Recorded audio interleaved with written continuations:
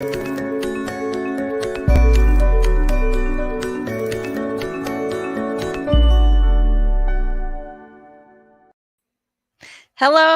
everyone. We're ready for another live with CCO. It's number 73. And this is the time that we have questions come in, and it's kind of casual. Get to visit a little bit. I love to see where everybody's coming in from. And I see we already have Sharon from Pennsylvania and Johanna from Florida. Thanks for joining us. We had a question come in that is really ideal for basic coders, and it's always a good refresher. But medical coding combo codes. Now, these are combination codes, but we never say that. We always break everything down to make it run off the tongue better, and so we say combo codes. We're going to talk briefly about what a combo code is, and I'm going to give you some examples why combo codes exist, because sometimes if you understand the why behind it, then it makes sense to you versus me just telling you that, hey, this is what a combo code is. Now you go do it. Uh, Combination codes are found in the guidelines for ICD-10. Now, you guys know I absolutely love to talk about ICD-10. I could stay here all night talking about different guidelines and scenarios and examples about ICD-10, but I'm not going to do that. I'm going to keep my focus on combination codes. Ultimately, the area that the guidelines indicate what we're doing with combo codes is about etiologies and manifestation. Now, if you don't remember what etiology and manifestation is, I could have put a big, long definition, but ultimately, when you boil it down, etiology is what caused it, and manifestation is what resulted from it. Um, if you keep that in your brain, then you're not going to have any trouble with distinguishing what the etiology and what the manifestation is. Look at all of the people that are joining us from all over. Lots of people in Texas. Yoo-hoo! Shout out to you guys. Uh, so the guidelines. Let's just go over the main guideline. Uh, it states that when you have certain diagnoses that have an underlying etiology, what caused it, and multiple body system manifestations or a manifestation due to that underlying etiology, then there's going to be probably more than one code that's being used, or they're going to give you a code that tells the whole story in one code instead of having to code out multiple codes. And that would be combination codes. We're pulling two codes together and making a combo code. Does that mean that you have to code an additional code? Sometimes you do, but not always. So I'm going to give you examples. And one of the things that is a heads up that it would be a combo code is when you see the term use additional code or code first. That is a heads up that we have etiology and manifestations as a result of that. Oh, hello, Dr. Schuyler. Good to see you again. And he makes a good point. It allows more codes to be submitted, which tells more of the patient's story. Recently, I have been using uh, analogies about color. I used to play heavily on verbiage like uh, translating, because that's what we're doing in the codes, that we're translating it so that it can be used for statistical purposes. Remember what I say all the time, that we code for statistical purposes. It happens to be a convenient way to get paid. Keep that in your little gray cells. That's the number one reason for what we do. We're translating the documentation into a code set so that it can be graphed out for statistical purposes. And it is convenient to be able to use that in turn for the payment system and payment methodologies. Now that you know that, then it makes sense that a combination code would make it easier for us to capture and communicate like Skylar said, the story that's going on with the patient.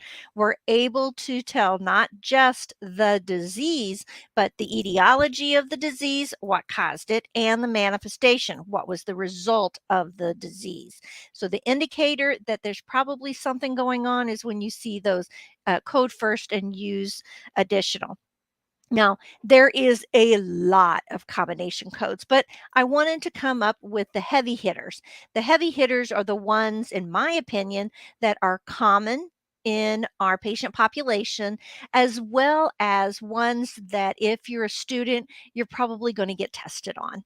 And why? Because they're so common in our patient populations. Uh, the first thing we want to look at is diabetes. Anything that you want to teach a new student in coding can probably be taught around diabetes. And I'm not just talking about the diagnoses or the diagnosis code, but also the procedures that end up happening. There's a lot of CPT codes and PCS codes that revolve around the disease process of diabetes. It's kind of a go-to for all educators. And so that's exactly what I've done. The first code we're going to look at is type 2 diabetes. And we're not going to talk about the behind the scenes of diabetes, that there's more than one type of diabetes, type 1, type 2. You can be a ladder diabetic. These are all different codes. These are E10, E11, E13, things like that. We're not going to talk about that. We're going to focus on the characters after the decimal. That is what signifies your combination code. So if you want to call it a parent code, we're talking about type 2 diabetes, E11, in my examples. And then the combination code comes in after the decimal. If you have a diabetic patient that has absolutely no complications, there's nothing as far as the etiology involved, there's no manifestation, they're 0.9, E11.9. Diabetes type 2 with no complications is again, very simple. E11.9, probably the number 2 code that you memorize. Although they tell you you don't memorize codes, but you do memorize them because you see them so often. Next to I10 hypertension, you're going to probably learn E11.9. Again, because it's so easy to teach guidelines through diabetes. Here we have 0.22. That is type 2 diabetic with CKD. And note, I just copied and pasted this right out of my Find a Code encoder. It states, use additional code to identify the stage of CKD. Now, we don't have to code CKD again per se, because the fact that it says 0.22 tells us this is a type 2 diabetic with a renal manifestation that is CKD. However, not only do we need to know that, it says you do have to tell us what stage the patient is. This happens with things like skin ulcers, things that are staged. Then you would use an additional code. Then if I jump over to the CKD code, which is in 1.8, and we stage it after the decimal, we see that if we are a stage 3A patient, it would be 0.31. And it tells us, hey, code first, if applicable, any diabetic code. And that means it's a combo code. And you see that E11.22 is there, meaning type 2 diabetic. There's 08, 09, 10, 11, and 13. Those are the different types of diabetes. And type 2 is the most common. That's why we're using that as an example. So look how those codes play off each other. Now, if you're new to coding, when I start talking about etiologies and manifestations, you might get this little panicked thought in your brain and say, wait a minute, I don't know what those are. I have no background in the medical field. And, I can barely tell you what a symptom of fever could mean. Uh, But that's okay, because The coding manual directs you. Now, I'm not saying you don't have to have some background. You do anatomy, physiology, and it helps to understand the disease process. But the manual helps you because it states, if you look it up in the index and it tells you that the code in the tabular is E11.22, it says, hey, by the way, you need another code, use additional. And then when you look up that other code, it says, hey, by the way, if this is a diabetic patient, you're going to code first the etiology, the E11. So again, it's not going to be hard once you get to playing around with it.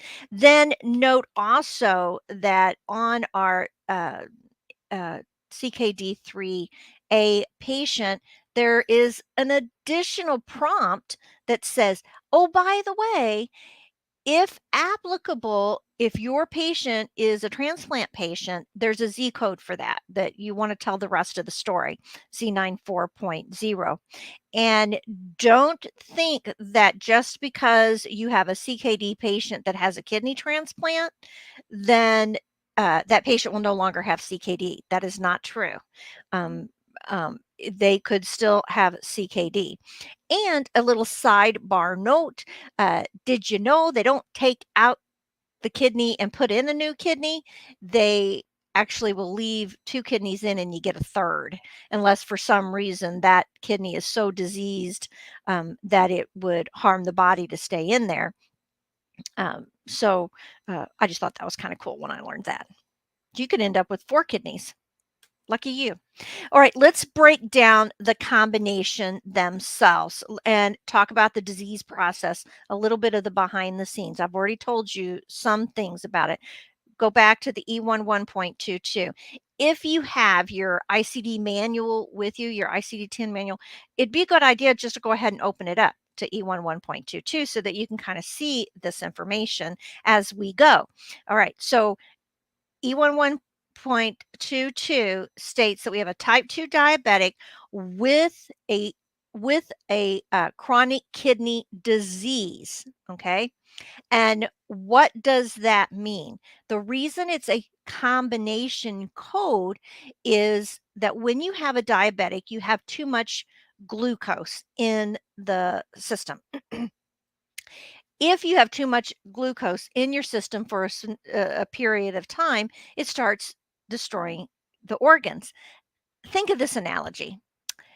Do you know what happens if you pour sugar in your gas tank? It destroys the vehicle. Okay, so um, that's exactly what happens to the body.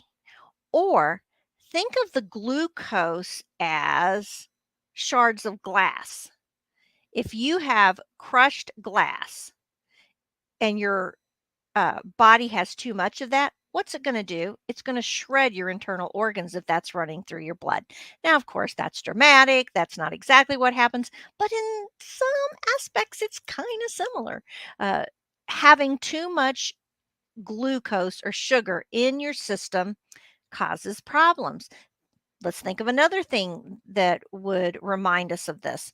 What happens in a warm, moist, dark spot when you add sugar? To get infections. What activates yeast when you make bread? So you put your yeast in a bowl and you pour warm water over it. And then if you want to speed up the process, you activate it, you throw in a little sugar. Sugar activates things in the body. And so it can be problematic across the board.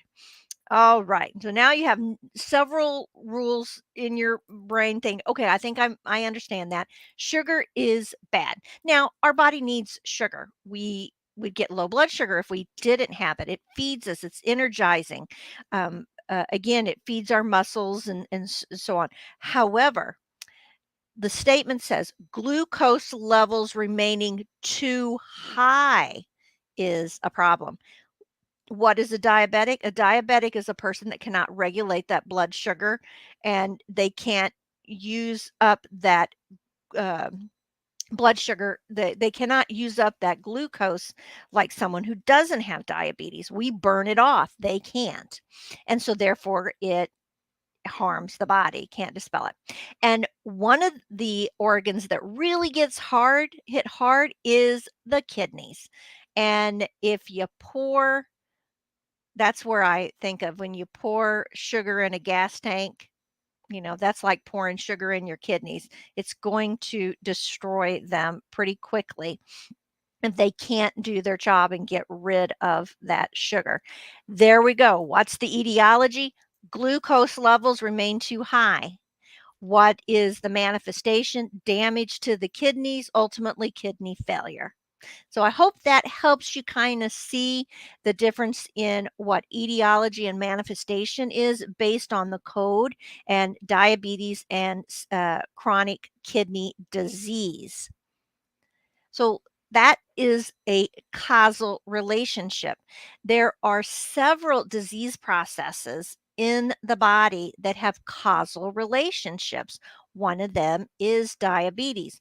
If the patient has diabetes, too much blood sugar in the system, it is harmful for not just the kidneys, but other body systems. And the code set tells that story because it knows there's a causal relationship. It's built in. It's a cause and effect. We know. And think of it, I've started using colors describing things. Let's say we want to make, we've got blue, but we want to change the color blue.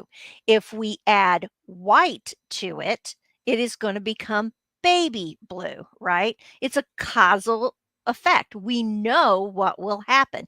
If we add black to blue, it will darken it up and it will become navy blue.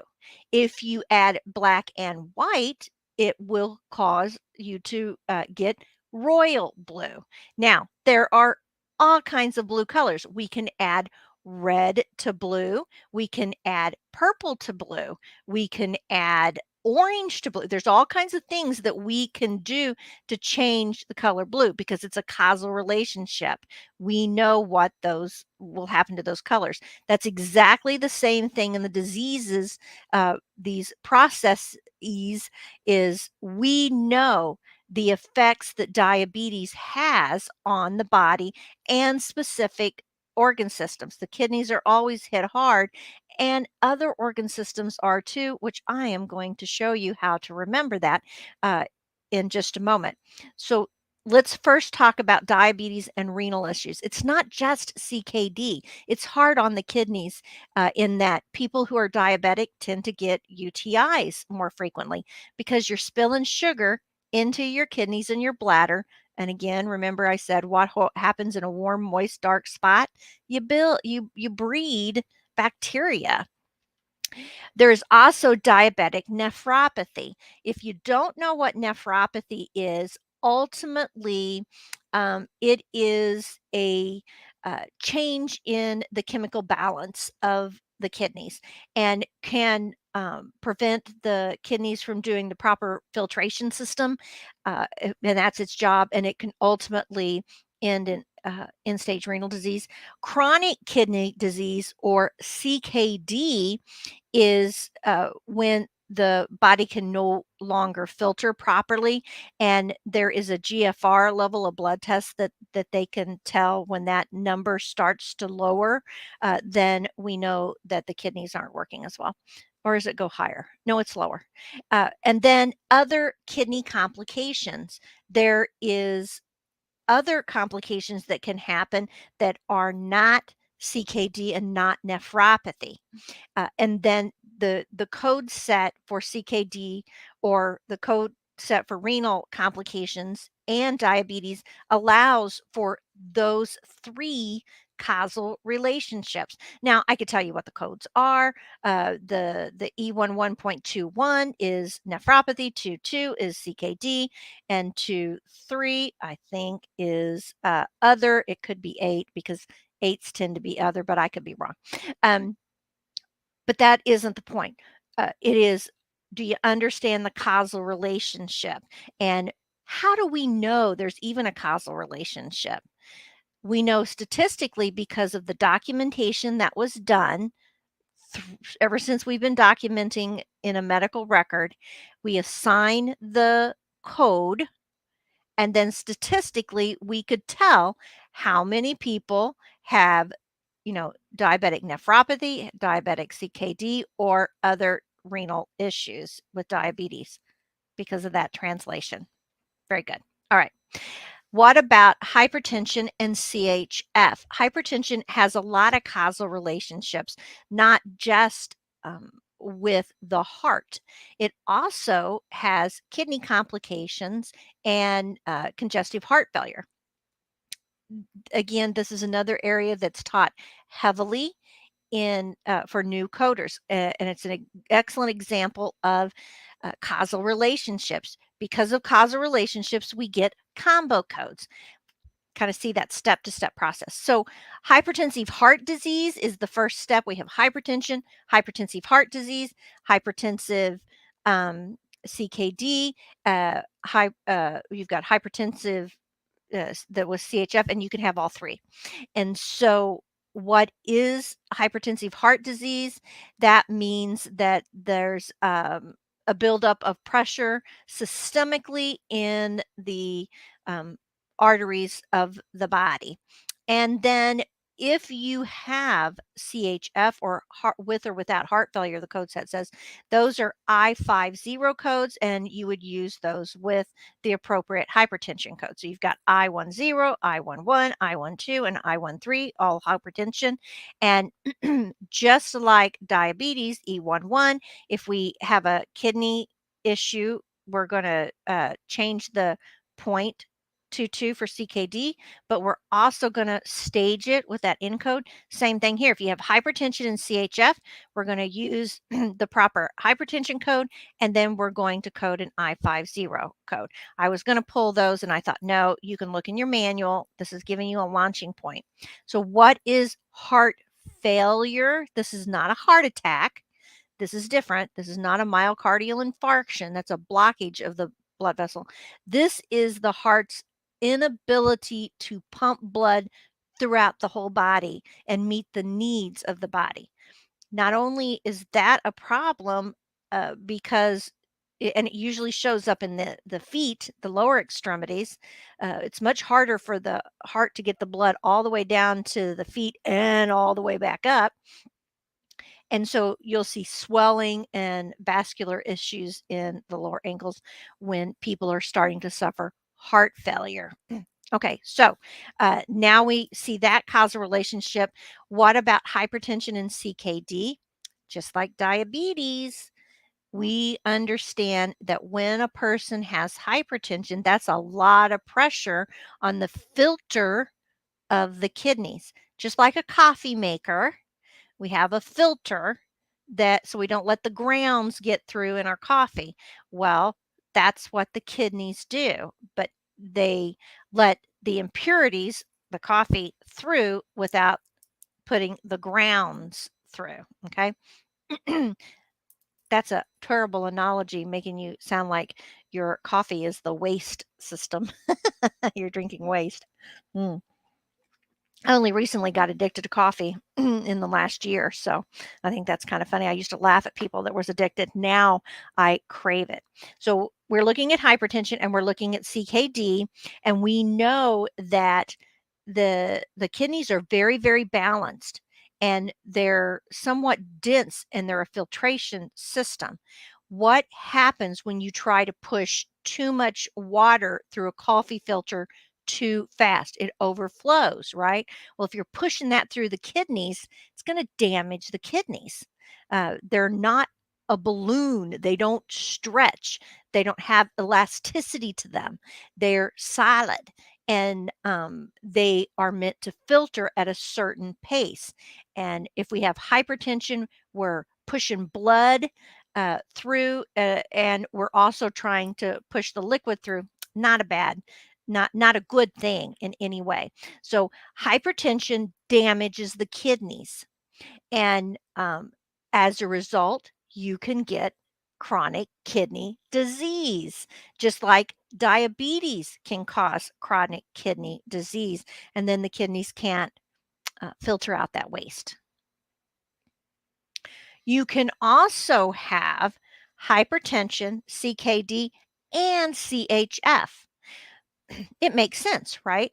If you have hypertension, it damages the kidneys. If you have kidneys that are damaged, it messes with the heart. If you have a heart that has complications, it's going to damage the kidneys and it's going to cause hypertension. All three of those diagnoses are have a causal relationship that kind of exacerbates each other. Now, I mentioned before the GFR. The GFR is how we determine how well the kidneys are working. It's the glomerular filtration rate. Nobody says that. They always say the GFR.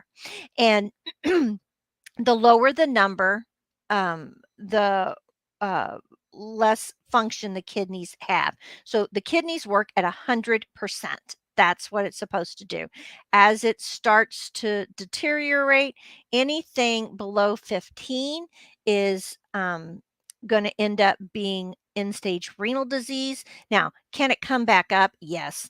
I know my stepfather had gotten down to a 12, and I was panicked when I found out. I said, because it was kind of sudden, and he started having signs and symptoms of problems, and he was a farmer, and of course they don't ever go to the doctor, and he wanted to go to the doctor, so he's about to drop dead, I guess. And anyway, the first thing they noted was his blood pressure was through the roof, like should not be walking around. So they immediately did a GFR and other blood work and other tests, and when the GFR came back at a 12, then they knew that was the problem. So then they knew exactly who to send him to as a specialist and stuff. Slowly has built back up, but he never had to go on dialysis. I assumed you had to go on dialysis when you got below a 15, but as long as the body is managing, you're upright and it's improving. I guess they don't put you on dialysis, they said. Anyway, sidebar, uh, heart failure, the body's inability to pump the blood throughout the entire body. And when you see unspecified, remember within the code set, that always means that one, it was not documented, that we usually, put the burden on the provider. You didn't document it, but we have to remember it could be because they don't have the information yet. So again, uh, why did his kidneys below 12? And it wasn't because he was in end stage renal disease. They found another issue that had caused it. At least they think they did. So he technically wasn't at end stage renal disease. Once they took care of that problem, the kidneys came back up and started working well. But until they found that out, he was unspecified. Not all the diagnostic tests had come back. There's a place for unspecified. And then what's usually the treatment? A lot of times there is medication, but there is also things like dialysis. They got peritoneal dialysis where they stick a tube in your belly and they fill it up with fluid. The fluid grabs all the toxins and stuff that your kidneys would normally filter out, and it sucks it out. Or they do it through your blood vessels. Sidebar. The causal relationships that are built into the code set show up as usually after the decimal. And diabetes is the perfect example. We're going to kind of wrap it up here. This is a good thing for everyone to memorize. It just makes you faster. If you're coding and if you're a student, it'll absolutely make it easier for you to test. But a 2 indicates there's an issue with the kidneys or a renal issue going on. So E1 1.2, something's wrong with the kidneys, causal relationship with the diabetes. How do you remember that? I remember it because you got 2 kidneys. So it's a 2. Then a 3 indicates something is happening ophthalmic. That is another heavy hitter. The diabetics, especially when their sugars cannot, if they're not able to keep their sugars under good control, then the eyes are affected. The vessels in the eyes are itty bitty and tiny, and they're damaged easily. So how do we remember a 3 is the eyeballs? I always think of, remember when they used to say you had a third eye? So that's how I remember it. 4 is neurological for the brain. But this also is the PNS and the CNS, the central nervous system and the peripheral nervous system. How many extremities do we have? We have 4 extremities, 2 hands, 2 feet. And so that's how I remember 4 neuro PNS, 4 extremities. And then 5 is a heart, and I never came up with anything to remember 5. I just know it's not 2, 3, or 4. 5 is, if you can come up with something out of a 5 to remember it's a heart, go for it. And then the 6 is everything else, including the skin. So if a person has skin complications like diabetic ulcers to the skin, it's going to be a 0.6, and anything else, you got dermatitis, but there is built into the code set, even if they don't know where else to put it, it's going to end up being a 6. Now there is a 0.8, but we routinely avoid 0.8 because that means that it translates out as the patient has a complication to their diabetes. I just don't know what that complication is. So again, we don't focus on that or use that very much. Put your hand over your heart. How would that? Oh, and you have 5 fingers. Ah, April, very, very good. You got 5 fingers. You put your hand over your heart. Wow. Okay, I feel better now. I've been telling everybody, I don't know. And a 6, that's the last one, everything else. And 9, no complications. All right. Thank you very much for that. Now I feel like I've learned something new. I got a new example to go tell everybody. That's it, guys. I hope that gives you a better understanding of causal relationships. Combo codes are the result of that. And if you're a student, you're going to be tested on this inside and out. You're going to have to be able to recognize these combo codes. You would never code E11.9 with E11.22. It is it's not redundant. It's just plain wrong because you're saying I have a patient with no complications as a diabetic. Oh, they have kidney complications. And that would be a perfect testing example for us who are long-term coders. Maybe you have to help explain this to somebody. You're mentoring somebody. Maybe you just need to kind of give your provider a little insight on how we translate. I would warn you, though, that work with the documentation. Don't be throwing codes at them. They don't care about the codes. They just want to know, what do I need to document? What are the key words I need to tell you so that you can translate the code to the highest specificity? But you may need to tell them, hey, there's combo codes built in to the code set to explain these causal relationships. All right. Thank you, guys. If you want more content like this, you know where to find us. cco.us is our website. We are on YouTube. Several of you are joining us on YouTube, Facebook, and we're on LinkedIn. If there is a topic that you'd like for us to unpack like we did tonight, go to topic request. It's topic-request at cco.us, and we'll be more than happy to do that for you. Again, we love what we do, and it helps us by you sharing our videos and our content with others. We like to provide this free, and again, it's fun. So you can make us have a great day by giving us topics to teach, or maybe help you with a pain point. All right. Thanks, guys. See you next time. Bye. Our online medical coding course was created specifically for beginners to learn everything they need about medical coding. The course includes a personal coach, 9 months of access, 24/7 online videos, transcripts, and exams. You can learn more about our medical coding course at www.cco.us/PBC.